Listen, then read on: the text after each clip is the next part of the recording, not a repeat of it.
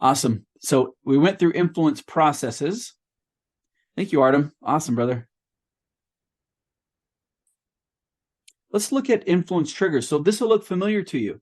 When I was talking about this on social media, I was saying, and this was actually a tagline that came from my buddy Travis when we were coming up with taglines for my book. And he's like, dude, this is like the 99% that Cialdini never talks about or never showed you. And so I was like, that's true. Like While Influence by Robert Cialdini is a seminal book, it's an excellent book. You should all read it. It's still just, that's why I want to show you, like, there's a whole picture here that he just showed you a piece of the triggers that are a piece of maybe appeals, consequences, or vulnerabilities. And so there's so much more to understand and where it fits. And if you know where it fits, then you know how to connect things and leverage things and stack things together for greater effect. So let's get into the influence techniques and triggers. And I'm just going to go one at a time here because, as you can see, it's real blown out. So with the influence triggers and techniques, let's look at appeals. So we have the bandwagon appeal. Hey, get on, everyone's doing it. The inevitability appeal.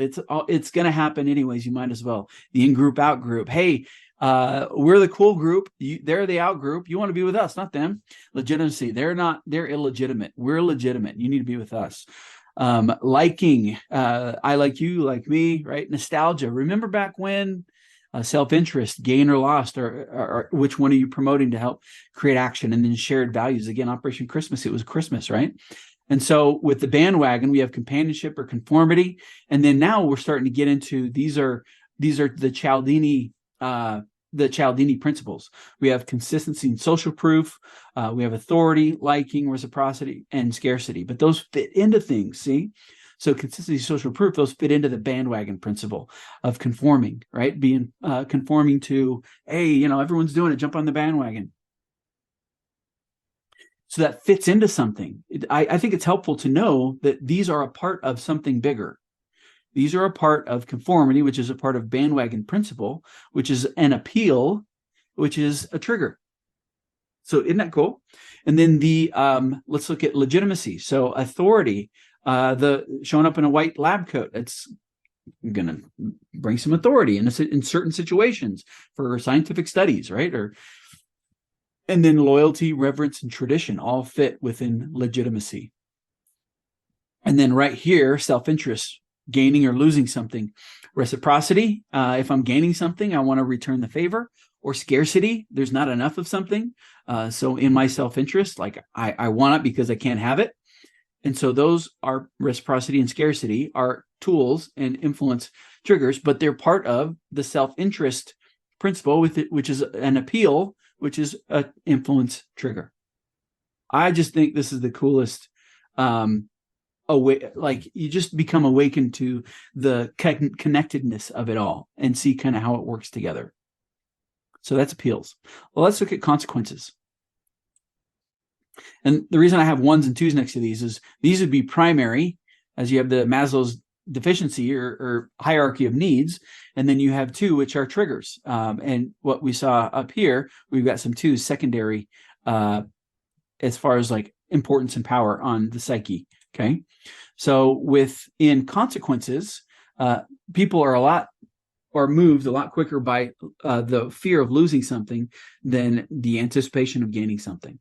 And so that's right here where we have in a negative consequence, we have Maslow's deficiency of needs. Like I don't want to, if I'm lacking in these areas, I am going to do everything I can to survive, to get safety in these areas. And so the deficiency of needs says I need self-esteem, love and belonging, safety, and physiological. I need those needs to be met now. Otherwise, there are going to be consequences, right? And so also negative was risk of injuries to self and others, loss or lack of sovereignty or ownership, and loss of rights or privileges. So these would all be negative consequences that would create behavior change or movement, right?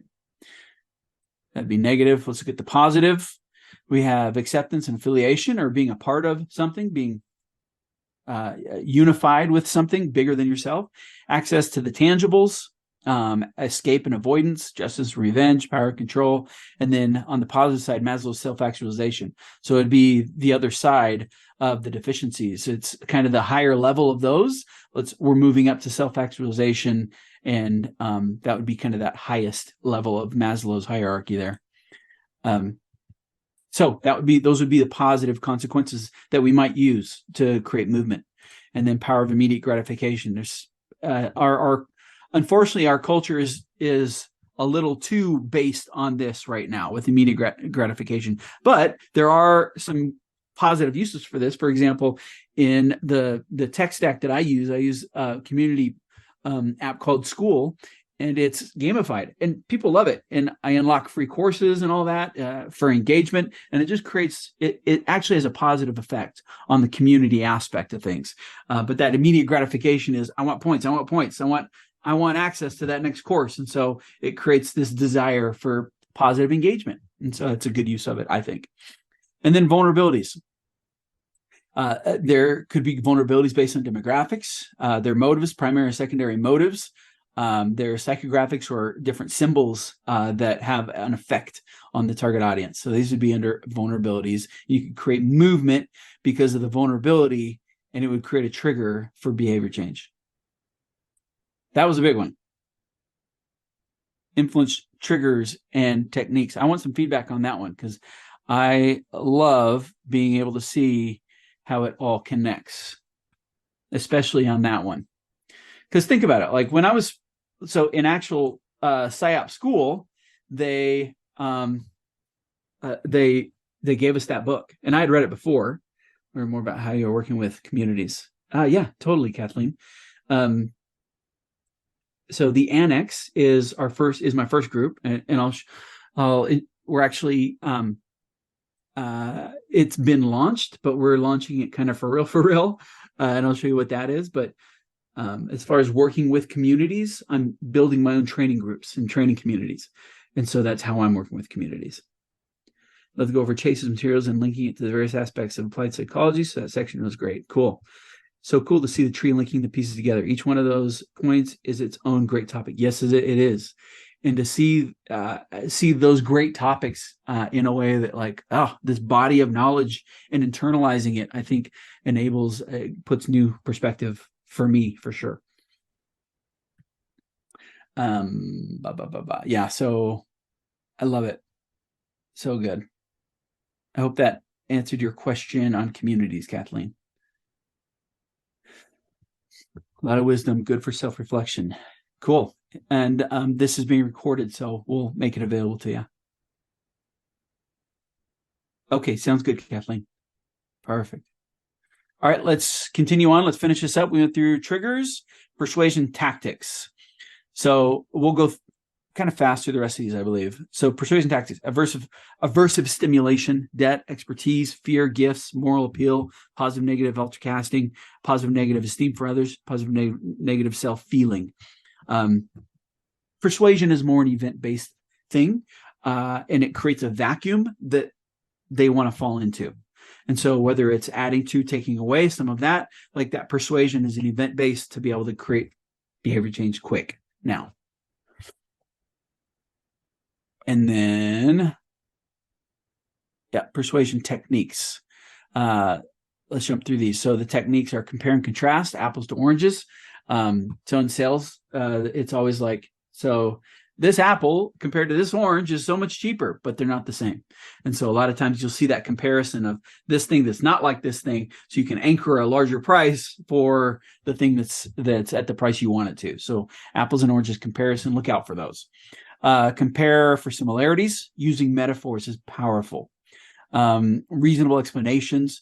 I'm doing this because in Cialdini's book, it's the example of the person at the copy machine that wanted to cut, and they found that like the percentage of people that let them cut after they gave a reason for cutting went up like from like 20% to like 80%. So it was like, hey, can I cut in line for the copier? No. Hey, can I cut in line for the copier because I'm in a hurry? Okay. Yeah, me too. But the fact that they said because you gave a reason and an explanation, they're more likely to comply. And then status, trust, relatability, desirability, in-state future casting. imagine a future where, right? Curiosity, stories, myths, illustrations, and narratives, powerful. Scarcity and urgency, glittering generalities. You saw President Trump used a lot of glittering generalities. It's fantastic. It's amazing, right? A lot of these just glittering generalities. You'll see some speakers use those. You want to use them scarcely, I think. Don't overuse them. Insinuation, you can insinuate things, least of evils. Hey, at least it's not this. Name calling, common man, plain folk. We're just a guy or a gal from around the way, presenting the other side. Let me show you this side. Let me help you reason through this. Simplifications, specific instances or testimonials, statistics. There's a saying that numbers don't lie, or figures don't lie, but liars sure can figure. So statistics are very persuasive. And then transference, transferring emotion or transferring knowledge or wisdom. Transference can be a big tool for you. So persuasion techniques, a lot of techniques there. Again, this is one of those things where you could teach a whole class on any one of these or a few of these, and it would be a whole subject unto itself. But now you're seeing that it's one persuasion technique, one of many that fits into the whole taxonomy of behavior change, of unconventional influence, right? As I like to call it. So persuasion techniques, influence platforms. Again, this is not exhaustive, but we've got Web 2.0, anything that like where you can engage, blog, social media, anything like that. News, organizational charts, those are influence platforms as well. Print, radio, social media, email, social, cultural events. So those would be examples of influence platforms. And then mass influence modes of employment. So these are kind of some different levels that we would look at them. We would look at modes of employment through these different levels of or groups. So at the agency level, you got counter intel, source recruiting and management and targeting. The business level, branding, direct response, copywriting, word of mouth, case studies, celebrity branding, channel management, cross-pollination, referral systems, Salesforce, video marketing, documentaries, event leveraging, surveys, reviews, stage presentations, scientific study grants. So within business, there's so many, right? It's a big topic, but seeing as part of a mass mode of employment is kind of helpful, I think. And then within the military, there's all these different things that we do and tools and contexts that we use mass influence in that helps us to create behavior change. This is a PSYOP team. This is a human terrain team. They don't do these anymore. Narrative warfare, unconventional warfare. It's what we do in special operations. Irregular warfare is a step above that. PSYOP planners, they go into places and they help plan out these influence operations. Special mission teams like CAG or SEAL Team 6. That would be a special team, special mission unit, or a tactical PSYOP team, a team that works with one of these units that brings specific equipment, techniques, and training to the table. And then politics, I just gave some examples here of like different campaigns that did mass modes of employment very well. Historically, the Obama campaign was famous in their ability to do email marketing. They did a very good job with email marketing, with a massive list consolidation. They had a massive list, and everyone worked from that list. Whereas the GOP didn't have one list. They had all these scattered lists. And so DNC had list consolidations. They did great live speeches and historical first type leverage. So the Obama campaign leveraged all these things for the win. And then the Trump campaign, they used big data and there's the event was kind of it was an event that was not a positive event because they used private or this agency, not the campaign, but this agency used Stanford Analytica. They used big data to target using Facebook data. That was a no-no. But they weren't the first, and they weren't the last either. They were just the most visible at the time. But this campaign used big data to find the fence sitters and used belief chain messaging and live events to great effect. And then the Biden-Harris campaign used a lot of social justice or injustice, a lot of building tribes, message parsing, and all for one against the one.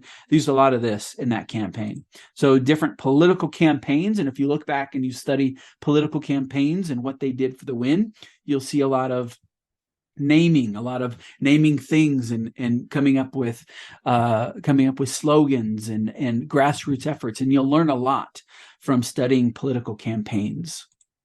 And then social justice and tribalism, the cancel culture, political correctness, protest versus insurrection, riots, mass hysteria, controllable tribes. These are all tools of the social justice tribalism skill set that works within mass influence modes of employment. So good, bad, or indifferent, not judging. I'm just saying these are tools that work within that, and you can now see them in perspective. And then, I'd implore you to always err on the side of the golden rule. Do unto others as you would have done unto you, right?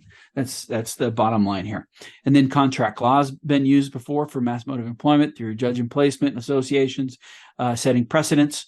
And then general doom and shame cycles through fear-mongering, anti-science versus anti-scientist, keeps the central nervous system activated and on edge, and then town square shaming. So a lot of stuff going into this. You didn't think this is going to give all the full picture today, did you? But we're rolling back and showing you everything. Michael says, about to embark on a new business project. This blueprint will help so much. Couldn't have come at a better time. Thank you for the invitation, inspiration. You're welcome, Michael. I'm thrilled. It's useful for you. So that would be the whole blueprint. That would be the blueprint up to this point. Again, it's not exhaustive, but those of you that are still here, I will make sure at the end here, I'll make sure y'all get the PDF. And so I'm excited to give that to you. Let's jump back into the slide deck here. So we're soon going to wrap up. I did want to show you, I'm glad this has been helpful. I did want to show you a couple different ways you can work with us, with me. And so after moving forward here, if you're not looking for any help in narrative campaign strategy and coming up with an offer and the 3 core narratives and strategic story selling is what I call it, then that's awesome. And I'm glad you're here anyway, and hope you get a ton of benefit from this blueprint. But I did want to show you kind of what we're doing that I'm super excited about. Thanks, Pedro. So again, this is what we went over for the blueprint for the taxonomy. Again, it's not exhaustive, but I think it shows you how big this world of influence and behavior change is. And if you see the classifications, to see it in terms of a classification system and in terms of like the tree kind of way it's patterned here, I think you can see all the connections and know exactly so you don't have to waste effort. You don't have to waste brain power or time. You know exactly what you need to work on. You know how it fits within your craft, within your skill set, and where you need to work and where you're good, or where you're good for now, right? So the Annex is where we really dig into this. I have a school group called the Annex. And within that, these are just 3 of the courses. The UI Taxonomy, this will be in there. The Narrative Discovery Challenge, it's a 7-day challenge. And it is not easy. Everyone that's gone through that has said, this is harder than I thought. But it has provided way more value than they thought it would as well, because of how deep it is. And so what is the Narrative Discovery Challenge? It is a 7-day challenge to help you nail your personal narrative or your personal story. So if you've ever felt at a loss, like I'm on a stage, or I'm on a webinar, or I'm speaking at work, or whatever it is, and you don't know which story to share, how to share it for maximum impact, and maybe what to follow it up with, this is for you. Like the Narrative Discovery Challenge pulls all your life stories and life events, organizes them into a single page. And so you know what to share, when, and to whom, and at what time, right? For the best impact. So that's what the Narrative Discovery Challenge does. And then Unconventional Influence, that's actually where the book came from. And that course is in there as well. There's other courses in there, but the Annex is the first place that you can work with me at. It is tons of stuff. You'll get the core myth field guide in there. You'll all the different worksheets. We'll be launching some private podcasts. The UI traffic systems, the communities in there, all that stuff's in there. And I was going to do it for $48 a month. And I decided, you know what, let's just do it for $8 a month. Make it a no-brainer for people, just as a way to maintain the actual community and the technology behind it. We're just doing $8 a month. You can be a member of the Annex, and it is an awesome, awesome place. We're going to be adding more stuff to it. But if you want access to the Narrative Discovery Challenge, to Unconventional Influence, you want to know when the book's coming out, more book bonuses, have access to all the worksheets, the podcasts, the other courses that are in there, then it's just $8 a month. And you can just join by going to my website at virtualg3.io. And you'll see several buttons in there. It says join the Annex. And there, once you get there, I'll show you what it looks like. It looks like this. You'll see an about page, and you can see here it's $8 a month. And you just go, if you're not a member already, for those that are already members, great. And we are just launching this paid side of it so we can maintain it and add some more cool stuff. So if you want to be a paid member, then reach out to me if you are already a member. If you're not a member, just join. You'll see a little button that says join, and you'll join and you'll get it for that. And you'll be locked in at that price, the $8. I hope that makes sense. So super cool. This is the real launch of the Annex, and I would love for you to be a part of that. We're going to have tons of resources in there on how to influence and operationalize and strategize and all that cool stuff, and tons of fun stuff for you. I'm going to actually put the link in the chat there. Again, the Annex and the Narrative Fusion Cell, we produce masters of influence and experts in narrative. People who see the whole picture and operate strategically from a place of power and have the skill sets, not just the knowledge, to be able to do these things in the most powerful way possible for you and for your market.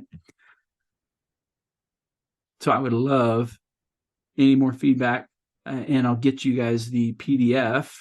You guys still having fun? You with me?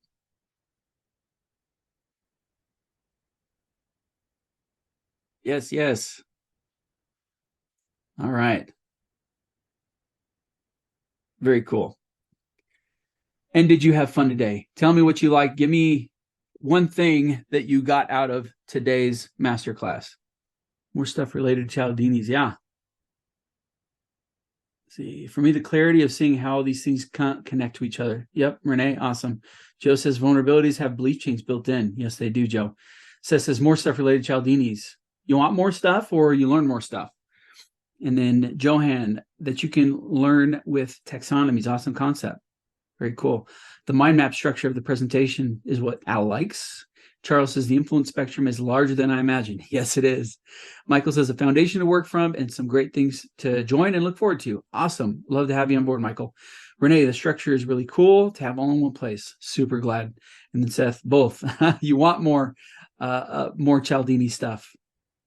And you like the stuff on Cialdini. Let me give you one thing on Cialdini that I learned when I was going through PSYOP. Let me drop here. This is if you want to join the Annex. Okay. Well, I'm grateful to you. Grateful you put time in your day aside to be here with me and to be here together and to go through this. This means a lot to me. I'm very passionate about influence because I felt not very influential when I was younger. And I made it a point and a mission in my life to learn about influence. Like, what is this influence thing? I was more introverted. And I was told early on that I didn't have the right personality for influence and leadership. And so I started to ask the question, what is this personality thing? What is influence? And I read a book called Becoming a Person of Influence.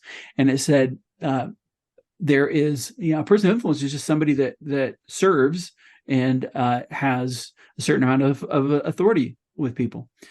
So service-based leadership is what I gravitated towards.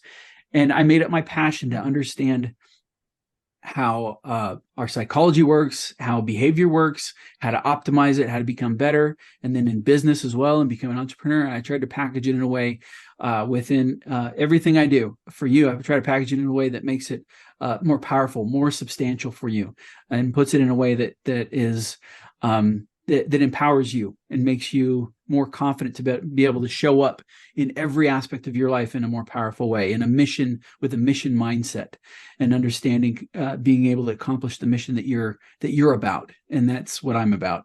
At Narrative Fusion Cell in my company, we say, be the North Star and help others navigate the storms. And I'll just leave you with that I'm super excited. Kathleen, you jumped on board the Annex. Great to have you. Super excited for you guys to be in there and go through that narrative discovery challenge. And I'll be coaching you in there. And that's one of the aspects of being in there is you get me and anyone else that is on my team. You get us working with you and as you go through those different modules. So excited. Unless there's anything else, I'll say goodbye and have a great day, a great rest of your week.